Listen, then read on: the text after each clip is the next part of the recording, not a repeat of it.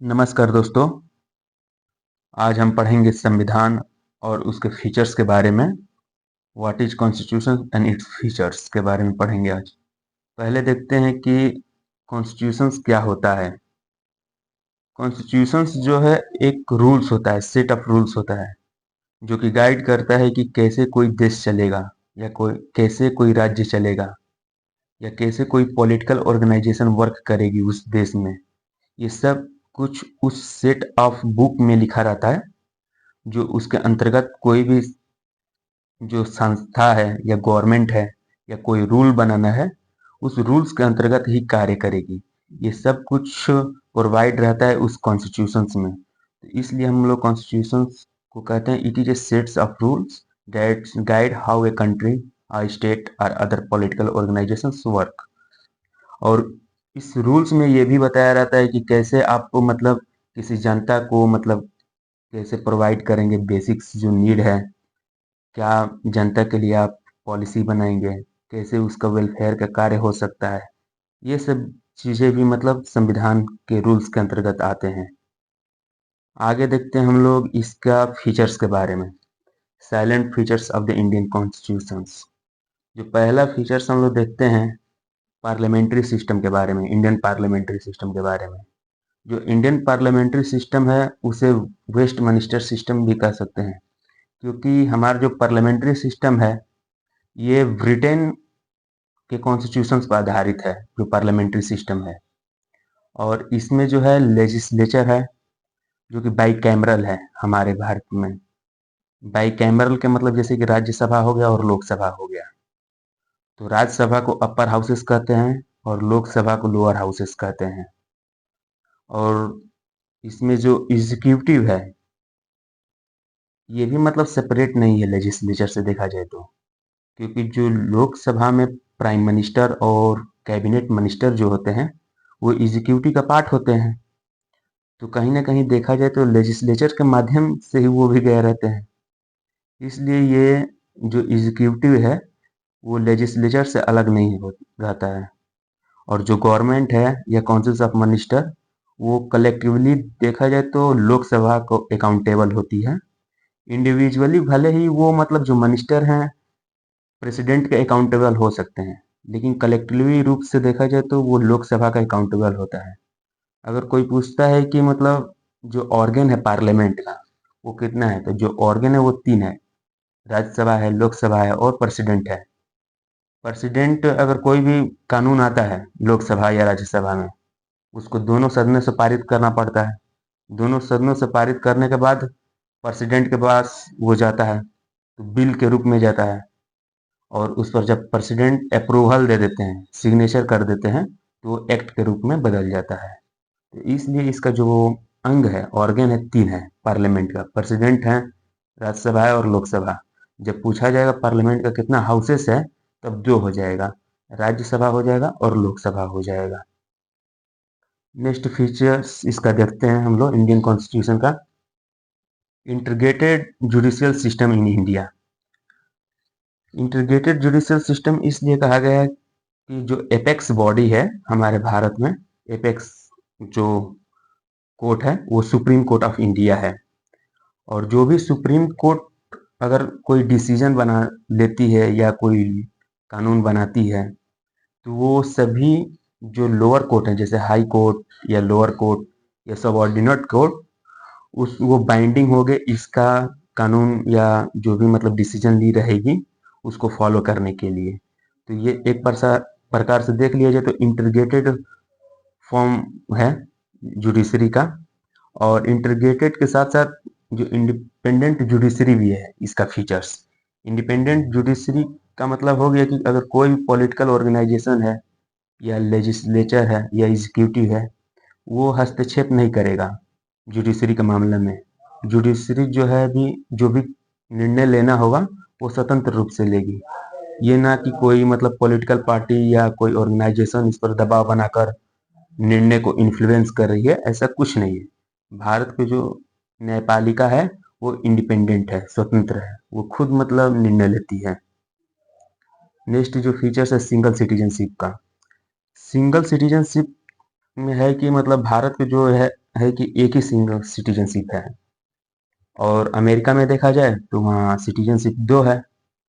आप देश का भी एक है सिटीजनशिप, और दूसरा एक है राज्य का भी सिटीजनशिप है।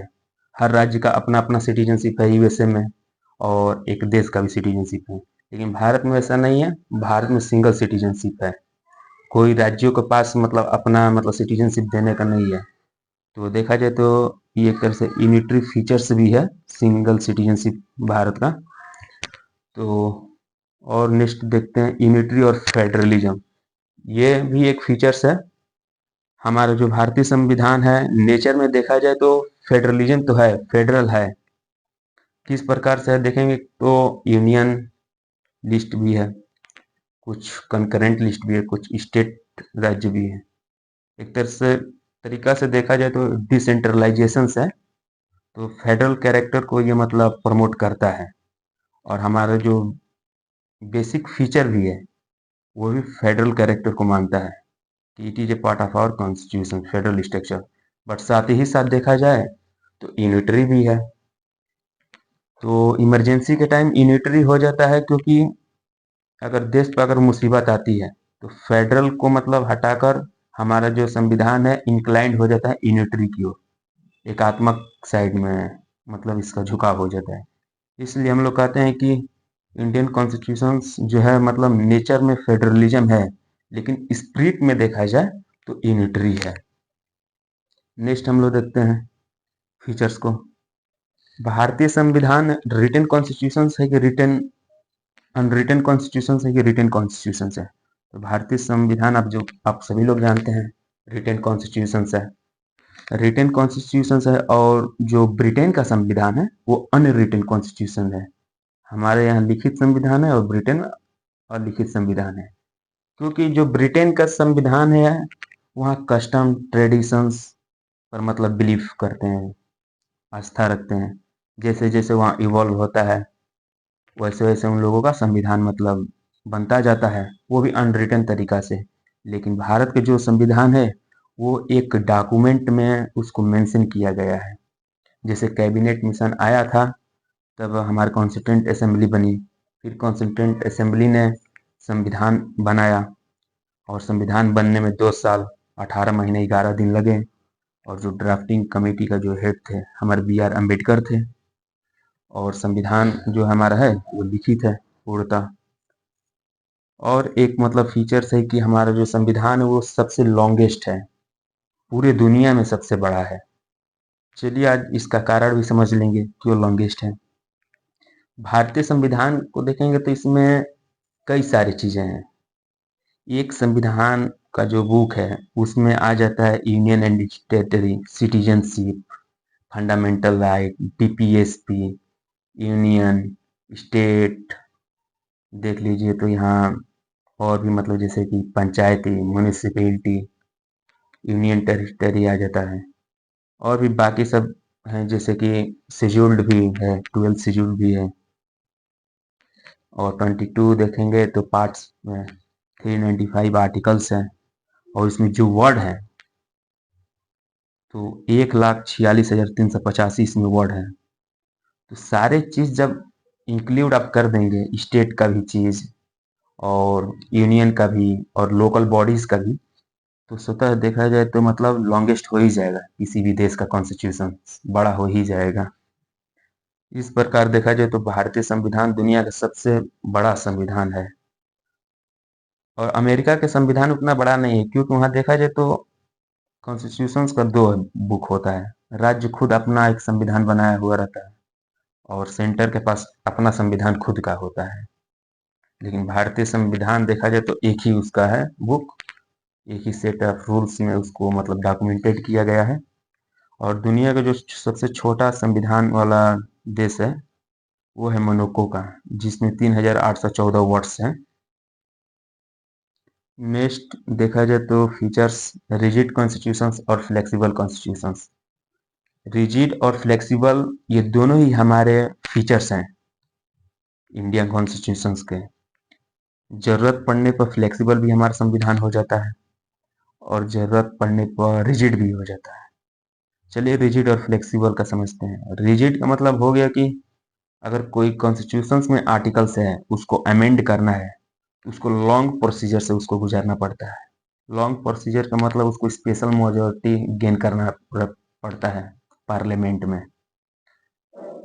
आप लोग जानते हैं स्पेशल मेजॉरिटी में 2/3 मेजॉरिटी से पास करना पड़ता है। इस प्रकार से देखा जाए तो रिजिड कॉन्स्टिट्यूशंस हो जाता है। और फ्लेक्सिबल कॉन्स्टिट्यूशंस का मतलब होता है कि इजीली वो अमेंड हो जाता है, ज़्यादा उसको मतलब बड़ा प्रोसीजर अपनाना नहीं पड़ता है, सिंपल मेजॉरिटी से पास हो जाता है, हाफ द मेजॉरिटी से पास हो जाता है। नेक्स्ट जो फीचर्स है बोरोवर फीचर्स का है। ये कहा जाता है कि बोरोवर फीचर्स है हमारे भारतीय संविधान अलग अलग देशों से चीज़ों को मतलब अर्जित कर अपने संविधान में जोड़ा गया है। लेकिन भारत तो ठीक ही किया है, जो जो अच्छी चीज़ें अलग अलग देशों से मतलब शामिल भी किया है। एक आरोप भी लगता है कि पूर्णतः देखा जाए तो भारतीय संविधान बाहर से ही मतलब अलग अलग देशों से मतलब अपनाया है, लेकिन ऐसा नहीं है। भारत का खुद का अपना भी एक हिस्टोरिकल पर्सपेक्टिव रहा है, उस चीज़ को भी सम्मिलित किया है अपना संविधान में नागरिकों के अनुसार अपना। चलिए देख लेते हैं यूनाइटेड स्टेट से क्या मतलब बोरो किया गया है। यूनाइटेड स्टेट से प्रीएम्बल बोरो किया गया है। जैसे कि हम लोग का भारतीय जो संविधान है तो उसमें प्रीएम्बल है तो एक वर्ड है स्टार्ट होता है we the people of India. We the people of India का मतलब होता है अल्टीमेट जो सोर्स ऑफ पावर है वो जनता के पास है। इस प्रीएम्बल में भी बताया गया है कि क्या नेचर है हमारा मतलब जो संविधान का। तो उसमें आप देखेंगे तो सोवरेन, सोशलिस्ट, सेकुलर, डेमोक्रेटिक और रिपब्लिक भी है। ऑब्जेक्टिव देखेंगे तो लिबर्टी, इक्वलिटी, फ्रेटर्निटी अलग अलग ऑब्जेक्टिव को इंश्योर करने का भी बात करता है। तो हमारा जो प्रीएम्बल है यूनाइटेड स्टेट से मतलब लिया गया है। रिटेन कॉन्स्टिट्यूशंस अभी ऊपर बात की है कि हमारा जो भारतीय संविधान है रिटेन कॉन्स्टिट्यूशंस है, तो ये रिटेन कॉन्स्टिट्यूशंस अमेरिका के संविधान से ही बोरो किया गया है। फेडरल कैरेक्टर का भी बात की है ऊपर, तो फेडरल जो स्ट्रक्चर्स है हमारे गवर्नमेंट का, जैसे कि ऊपर यूनियन है, फिर स्टेट गवर्नमेंट आ जाती है, फिर नीचे देखा जाए तो लोकल बॉडीज वाली गवर्नमेंट आ जाती है। तो ये फेडरल जो स्ट्रक्चर है गवर्नमेंट का वो भी यूनाइटेड स्टेट से लिया गया है। और जो फंडामेंटल राइट्स है हमारा मौलिक अधिकार, ये भी यूनाइटेड स्टेट से ही लिया गया है। जैसे अभी देखा जाए तो 6 फंडामेंटल राइट्स हैं हमारे, उसमें तमाम सारे right to equality, right to freedom of speech and expression, और भी रिलीजियस फ्रीडम का बात करता है, कल्चरल एजुकेशनल राइट्स का बात करता है, फिर ये एक कॉन्स्टिट्यूशनल रेमेडिक्स का भी बात करता है जिसमें 5 प्रकार के रेट जारी करने का बात करता है। तो ये भी हमारे जो फंडामेंटल राइट्स है वो यूनाइटेड स्टेट्स से लिया गया है अमेरिका के संविधान से। और जो फंक्शंस है प्रेसिडेंट का और वाइस प्रेसिडेंट का क्या फंक्शंस होगा वो भी यूनाइटेड स्टेट से ही लिया गया है। इंडिपेंडेंस जुडिशरी का बात किए हैं अभी हम ऊपर, इंडिपेंडेंस जुडिशरी क्या है भारत का, ये भी यूनाइटेड स्टेट से लिया गया है। अभी ऊपर बात की इंडिपेंडेंट जुडिशरी का मतलब होता है कि कोई भी पॉलिटिकल पार्टी है हस्तक्षेप नहीं करेगी जो भी डिसीजन लेना रहेगा, या कोई भी मतलब एक देखा जाए तो लेजिस्लेचर या एग्जीक्यूटिव है या कोई मेंबर या कोई पॉलिटिकल प्रेशर ग्रुप इन्फ्लुएंस नहीं करेगी भारतीय जुडिशरी को कि आप डिसीजन इस प्रकार से लीजिए। तो एक तरह से देखा जाए तो ये कहीं ना कहीं इंडिपेंडेंट जुडिशरी को दिखाता है। एक है जुडिशियल रिव्यू, जुडिशियल रिव्यू भी यूनाइटेड स्टेट से लिया गया है। और जुडिशियल रिव्यू देखा जाए तो हमारे भारतीय संविधान का आर्टिकल 137 में भी बात किया गया है। जुडिशियल रिव्यू का मतलब होता है कि अगर कोई कोर्ट है अगर ले लेती है कोई निर्णय, जैसे एपेक्स कोर्ट हमारे यहाँ सुप्रीम कोर्ट ऑफ इंडिया है, अगर कोई निर्णय ले लेती है तो अपना इस जुडिशियल रिव्यू के मामले कर मतलब फिर उसको दोबारा बदल भी सकती है जुडिशियल रिव्यू के जरिए। जैसे कि कोई डिसीजन ले लिए कि यहाँ ये चीज़ नहीं होना चाहिए, बट उसको देखेगी बाद में कि ये तो मतलब सही है, अगर होता है तो उसको जुडिशियल उसको रिव्यू कर सकती है। नेक्स्ट जो इसका है removal of the Supreme Court and the higher court of जजेस, कैसे सुप्रीम कोर्ट के जज को और हाई कोर्ट के जजेस को रिमूव किया जाए वो भी यूनाइटेड स्टेट से लिया गया है। अब देख लेते हैं कि यूनाइटेड किंगडम से क्या लिया गया है, मतलब ब्रिटेन से क्या लिया गया है। जो इसका नॉमिनल हेड है वो प्रेसिडेंट है, हमारे यहाँ नॉमिनल जो हेड है वो प्रेसिडेंट है। नाम मात्र की उनके पास शक्तियां हैं। और प्रधानमंत्री के पास जो मतलब है तो देखा जाए तो डिफेटो हेड है, मतलब रियल उनके पास देखा जाए तो प्रधानमंत्री के पास पावर है। और नाम मात्र का जो पावर है जिसे डिजेवरी हेड कहते हैं वो प्रेसिडेंट के पास है। और एक बात बता दें, जो प्रेसिडेंट होते हैं वो हेड ऑफ द स्टेट होते हैं, और प्राइम मिनिस्टर जो होते हैं हेड ऑफ द गवर्नमेंट होते हैं। और कैबिनेट सिस्टम ऑफ मिनिस्टर, जो भी कैबिनेट मिनिस्टर का बात की है ऊपर, वो भी यूनाइटेड किंगडम से ही लिया गया है। पार्लियामेंट्री फॉर्म ऑफ गवर्नमेंट का बात की है, वो भी यूनाइटेड किंगडम से लिया गया है। बाई कैमरलिज्म का बात की है, मतलब दो सदन है जैसे कि लोकसभा राज्यसभा, वो भी यूनाइटेड किंगडम से लिया गया है। जो लोकसभा के स्पीकर हैं उनका भी मतलब देखा जाए तो बोरो किया गया है यूनाइटेड किंगडम से। सिंगल सिटीजनशिप का बात की कि भारतीय संविधान सिंगल सिटीजनशिप को फॉलो करती है। अगर किसी दूसरे देश का अगर आप नागरिकता लेंगे तो फिर आपका यहाँ का जो सिटीजनशिप रहेगा भारत का वो स्वतः ही हट जाएगा। तो सिंगल सिटीजनशिप भी मतलब यूनाइटेड किंगडम से लिया गया है। ऑस्ट्रेलिया से जो है कंकरेंट लिस्ट लिया गया है। भारतीय संविधान में देखेंगे तो तीन प्रकार की लिस्ट है। यूनियन लिस्ट है, स्टेट लिस्ट है, कंकरेंट लिस्ट है। यूनियन लिस्ट पर जो भी मतलब है वो केंद्र ही मतलब उस पर सब्जेक्ट, यूनियन लिस्ट में जो सब्जेक्ट मेंशन है अभी तो वर्तमान में 100 है मतलब सब्जेक्ट, तो उस पर केंद्र सरकार मतलब डिसीजन लेती है और बनाती है उसके फेवर में। और स्टेट जो लिस्ट है उसमें टोटल अभी पहले 66 था उसमें सब्जेक्ट, लेकिन अभी 61 हो गया है। उस पर स्टेट मतलब गवर्नमेंट मतलब बनाएगी जो भी उस पॉलिसी बनाना रहेगा। और कंकरेंट लिस्ट में क्या है कि केंद्र सरकार भी बना सकती है और राज्य सरकार भी बना सकती है। और अभी देखा जाए तो 52 है मतलब कंकरेंट लिस्ट में सब्जेक्ट।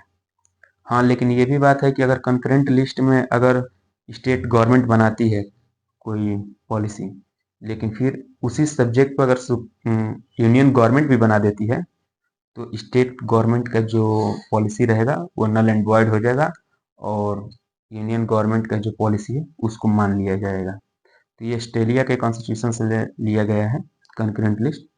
लैंग्वेज ऑफ प्रीएम्बल, अभी हम ऊपर देखें प्रीएम्बल जो लिया गया था यूनाइटेड स्टेट से लिया गया था, लेकिन जब लैंग्वेज का बात करें जो प्रीएम्बल में लैंग्वेज है वो लिया गया ऑस्ट्रेलिया के कॉन्स्टिट्यूशन से। प्रोविजन रिगार्डिंग कमर्स ट्रेड और इंटरकोर्स, जो भी ट्रेड और रेट से रिलेटेड है कमर्स से, वो भी ऑस्ट्रेलिया के कॉन्स्टिट्यूशन से लिया गया है। अब देखते हैं कनाडा के कॉन्स्टिट्यूशन से क्या लिया गया है। कनाडा के कॉन्स्टिट्यूशन से जो पहला है idea federation with strong centre. ऊपर फेडरल का भी बात किए हैं हम, और ये भी बात की है कि यूनिटरी भी हमारा फीचर्स है। फेडरल नेचर में है लेकिन यूनिटरी स्पिरिट में है। फेडरल तो है लेकिन ज़्यादातर देखा जाए तो इंक्लाइंड मतलब है यूनिटरी साइड में है, मतलब यूनियन गवर्नमेंट के साइड में ज़्यादा पावर है।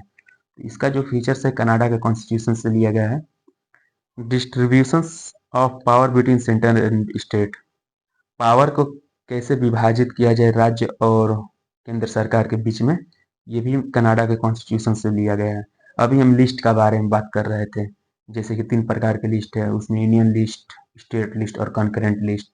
उसमें सब्जेक्ट भी बताएं कि अभी यूनियन लिस्ट के पास 100 सब्जेक्ट है, और स्टेट लिस्ट में मतलब देखा जाए तो 61 लिस्ट है। तो वो अपना अपना सब्जेक्ट पर अपना अपना पॉलिसी बनाते हैं। इस प्रकार डिस्ट्रीब्यूट किया गया है पावर को कि आप किस चीज मैटर पर आप पॉलिसी बनाएंगे, आप किस मैटर पर पॉलिसी बनाएंगे। नेक्स्ट देखा जाए तो रिजिडिटी पावर विथ सेंटर, ये भी कनाडा से लिया गया है। रिजिडिटी पावर का मतलब हुआ कि अवशेष जो शक्तियां बच जाती हैं, तो जैसे कि कोई सब्जेक्ट है वो कोई भी लिस्ट में मेंशन नहीं है, तो अवशेष शक्तियां हो गई, तो वो कौन उस पर निर्णय लेगा, तो उस पर जो निर्णय या पॉलिसी जो भी बनाना रहेगा वो सेंटर ही लेगा। नेक्स्ट देखा जाए आयरलैंड, आयरलैंड का जो कॉन्स्टिट्यूशन है वहां से लिया गया है डीपीएसपी। डीपीएसपी आप देखेंगे तो हमारे भारतीय संविधान का में देखा जाए तो पार्ट फोर्थ में है, 36 से 51 के बीच में आता है, आर्टिकल 36 टू 51 के बीच में। डीपीएसपी ये भी है कि ये आप नॉन इन्फोर्सेबल है, आप कोर्ट में जाकर शिकायत नहीं कर सकते हैं कि ये मेरा मतलब डीपीएसपी को पूरा नहीं किया गया है। फंडामेंटल राइट अगर वहीं रहता तो आप कोर्ट जा सकते थे और कह सकते हैं कि हमारा राइट्स को हनन हो रहा है, तब सुप्रीम कोर्ट मतलब उस पर कोई निर्णय भी लेती। लेकिन आप डीपीएसपी में ऐसा नहीं कर सकते हैं। और डीपीएसपी देखा जाए तो राज्य के लिए एक तरह से सकारात्मक ही होता है, पॉजिटिव होता है। नेक्स्ट देखा जाए तो इलेक्शन ऑफ प्रेसिडेंट, जो प्रेसिडेंट का यहाँ इलेक्शंस होता है वो भी आयरलैंड से ही लिया गया है। प्रेसिडेंट का इलेक्शन यहाँ सिंगल ट्रांसफरेबल प्रिफरेबल वोट के माध्यम से होता है यहाँ, जिसमें देखेंगे तो जो इलेक्टिव मेंबर होते हैं हमारे पार्लियामेंट का वो शामिल रहते हैं, और विधानसभा का जो मतलब इलेक्टेड मेंबर रहते हैं वो लेते हैं। हम इलेक्टेड मेंबर का बात किए हैं यहाँ। यहाँ नॉमिनेटेड मेंबर पार्टिसिपेट नहीं करेंगे इलेक्शन में प्रेसिडेंट का। जैसे कि नॉमिनेट किया जाता है ना, जैसे 12 राज्यसभा में मतलब प्रेसिडेंट नॉमिनेट करते हैं, तो वो पार्टिसिपेट नहीं करते हैं।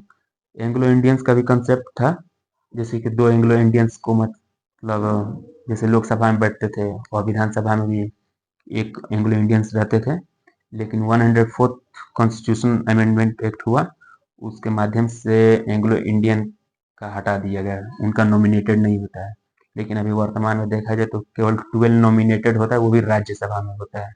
तो जो नॉमिनेटेड मेंबर हैं वो पार्टिसिपेट नहीं करते हैं प्रेसिडेंट के इलेक्शन में। तो इलेक्शन ऑफ प्रेसिडेंट है जो, ये भी मतलब आयरलैंड से लिया गया है। Nomination of member in Rajya Sabha, अभी ऊपर बता रहे थे कि 12 टोटल मतलब नॉमिनेशन किया जाता है राज्यसभा को मेंबर का, तो वो भी आयरलैंड से लिया गया है। जापान से लिया गया प्रोसीजर स्टेबलाइज्ड बाई लॉ, जो जापान का कॉन्स्टिट्यूशन है वो प्रोसीजर स्टेबलाइज्ड बाई लॉ लिया गया है। जैसे मेनका गांधी केस हुआ था 1978 में, उसके बाद से ही प्रोसीजर स्टेबलाइज्ड बाई लॉ हो गया।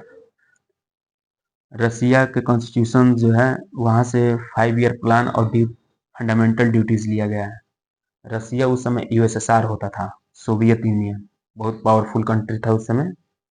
दो मेजर कंट्री देखा जाए तो यूएसए थी, 1945 का जो सेकेंड वर्ल्ड वर्ल्ड वार खत्म हुआ तो दो मेजर कंट्री सुपर पावर में थी, तो एक यूएसएसआर था, एक यूएसए थी। तो यूएसएसआर उस टाइम जो था वहाँ से हम लोग 5 ईयर प्लान लिए थे। 5 ईयर प्लान में बनाया जाता था कि मतलब एक नीति बनाई जाती थी, फिर उसको देखा जाता था कि इसमें कितना हम लोग सफल रहे हैं और कितना असफल रहे हैं। तो टोटल देखा जाए तो 12 5 ईयर प्लान बनाया, उसके बाद फिर नीति आयोग आ गई 2015 में, प्रधानमंत्री जब नरेंद्र मोदी आए। और फंडामेंटल ड्यूटीज, ओरिजिनल कॉन्स्टिट्यूशंस में देखा जाए तो फंडामेंटल ड्यूटीज का कोई भी कंसेप्ट नहीं था, लेकिन जब इंदिरा गांधी का सरकार बनता है तब 42nd अमेंडमेंट 1976 के माध्यम से फंडामेंटल ड्यूटीज को जोड़ती हैं। उस समय टोटल 10 आर्टिकल्स को जोड़ती हैं अमेंड कर कर। और 42nd अमेंडमेंट 1976 हुआ था, तो इसको मिनी कॉन्स्टिट्यूशन भी कहा जाता है, क्योंकि बहुत सारा चीज अमेंडमेंट हुआ था उस समय। तो फंडामेंटल ड्यूटीज जो है पार्ट 4 ए में है हमारे भारतीय संविधान का। और अभी देखा जाए तो टोटल आर्टिकल्स जो इसमें हो गए हैं फंडामेंटल ड्यूटी में, जो सब क्लॉज हो गए हैं, तो वो सब क्लॉज देखा जाए तो टोटल 11 हो गए हैं। जब जोड़ा गया तो 10 था 42वां संविधान संशोधन 1976 में, लेकिन 11वां जो है वो जैसे कि एजुकेशन से रिलेटेड जोड़ा गया था कि पेरेंट्स भी अपने बच्चों को मतलब प्रोवाइड कराएंगे एजुकेशन। तो उसका जो अमेंडमेंट हुआ था 86 कॉन्स्टिट्यूशनल अमेंडमेंट हुआ था 2002 में, तो उसके माध्यम से इसको मतलब फिर जोड़ दिया गया था राइट टू एजुकेशन का। वाइमियर कॉन्स्टिट्यूशन, वाइमर जो कॉन्स्टिट्यूशन है जर्मनी के कॉन्स्टिट्यूशन को कहते हैं, वहां से लिया गया suspension of fundamental right during the emergency. मतलब इमरजेंसी जब लगेगा तो ऑटोमेटिक देखा जाए तो फंडामेंटल राइट को सस्पेंड कर दिया जाएगा। ये जर्मनी के कॉन्स्टिट्यूशन में मतलब लिखा है, जैसे कि नेशनल इमरजेंसी लगते ही फंडामेंटल राइट्स जो है हमारा खत्म कर दिया जाता है। और लेकिन बस आर्टिकल 20 और आर्टिकल 21 मतलब रह जाता है, जैसे राइट टू लाइफ। और अगर कोई भी अपराध कर रहे हैं, जैसे आर्टिकल 20 में दिया है, आप कोई भी अपराध कर रहे हैं तो उस अपराध के समय का मतलब आपके ऊपर कानून लगेगा। तो ये दो आर्टिकल्स हैं, आर्टिकल 20 और 21, ये सस्पेंड नहीं होता है इमरजेंसी के टाइम। बाकी सब जो हैं आर्टिकल 12 से लेकर 35 के बीच में, वो बाकी सब सस्पेंड हो जाता है।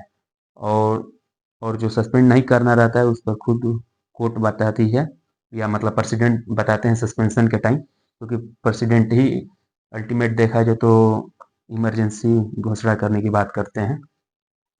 तो इस प्रकार देखा जाए तो आज हम लोग जो संविधान है, भारतीय संविधान क्या है, उसका फीचर्स क्या हैं, इसके बारे में हम डिटेल रूप से एक तरह से चर्चा किए हैं।